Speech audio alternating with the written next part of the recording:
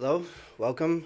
And before we begin, I'd just like to say hello to my friends watching in California, my parents, my sister, my nieces, my cousin in New Orleans, and to my grandfather Bernie, who's now no longer with me, but I know he's watching, who's also a graduate of this school when it was called Cartoonist and Illustrationist School after World War II. Thank you. Hey guys, your girlfriend is uncomfortable getting dressed for work. Your fiance, your wife, your sister, and maybe your mother too. You know, these women in our lives, they put up with a lot. They get up and they go to work. They perform at levels often higher than men, but are still subjected to sexual harassment and bias. And they don't deserve this kind of treatment. Yet most men, especially young men, are unaware of the cumulative effect this lifelong experience can have on women that they know and care about. And part of the reason men are unaware is that 72% of them in the US believe that women have equal access to opportunity, while only 53% of women believe this to be true. This is where implicit bias lives. Everybody get a chance to read that quote? It's where journalist Jessica Nordell says deeply hidden synaptic pathways are temporarily illuminated, where a slip of the tongue by men in powerful positions, like Sir Michael Moritz of Sequoia Capital, who claim gender blindness in their hiring practices, is like the scent added to natural gas, tangible evidence of an invisible presence. And it's also why women must be 2.5 times as good as men to be considered equally competent. Or why holding blind auditions for orchestras increases women's chances of advancing to the final rounds by 50%. And to close this gap, we need men to understand what is happening.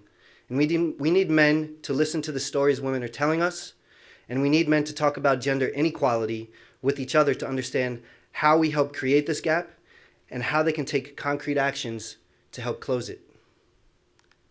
Hi, I'm Shane Strassberg, and I'm happy to introduce you to Decibel, an immersive audio experience that leverages the power of the human voice to tell real stories from real women that highlights implicit gender bias, sexism, the wage gap, and other issues.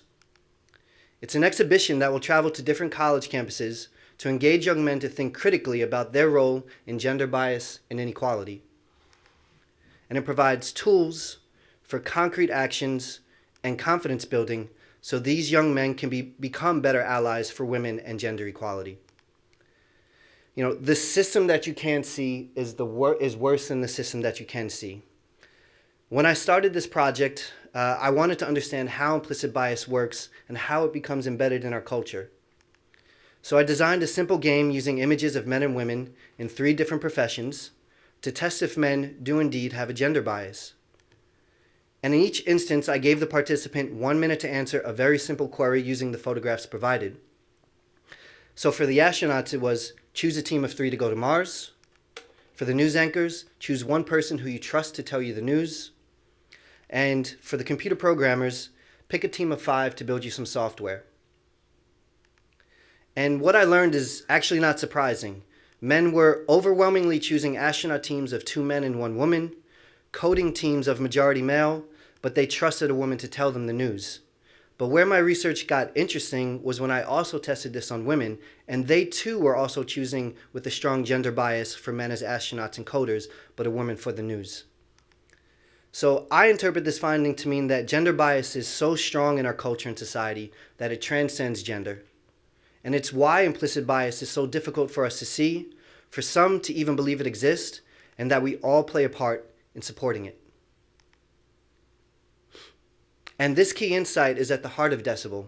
It's designed to highlight the myriad ways that women experience bias in their lives by allowing men to get a fly-on-the-wall perspective of how it feels to be affected by situations women may have no control over happening to them.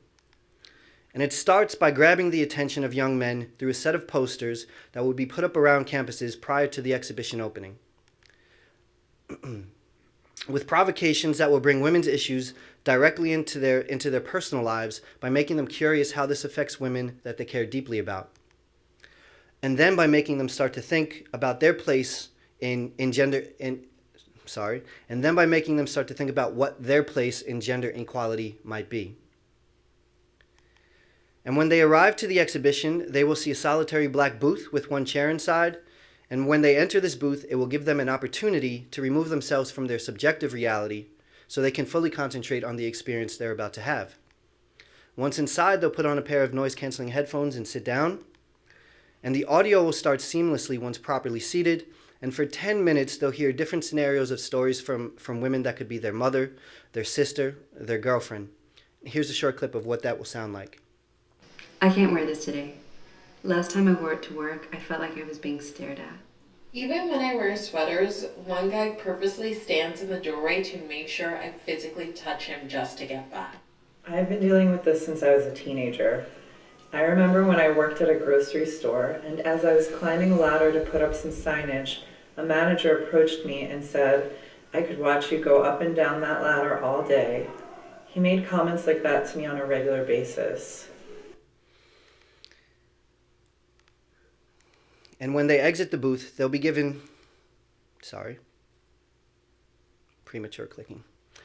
When they exit the booth, they'll be given a set of 30 cards with different challenges or tasks that they can begin to integrate into their lives to become better allies for women and gender equality. On the front are topics that cover both their personal lives and their future lives in the workplace, such as why it's important to read books or watch films by women, or why it's important to amplify women's voices and ideas in meetings, because too often men assume the right to speak while women choose to be more diplomatic, and this leads to an imbalance in who gets heard and who may ultimately get promoted because of their ideas.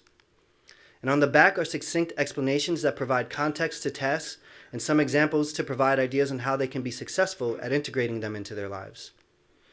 But the idea isn't to do all 30 cards in 30 days, nor is it about trying to do them all by yourself, which is why I also designed a mobile version of these cards with added capabilities that would not be possible with just the physical version.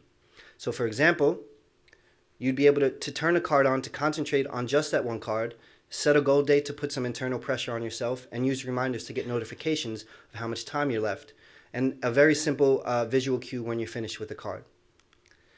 But what I believe really makes these digital cards powerful is that each card or group of cards can then be linked to a corresponding Slack channel. Now here, men can discuss the topics of cards while also providing support, advice, and encouragement for one another, and it's also how they'll become more comfortable and confident in discussing their place in the gender equality conversation.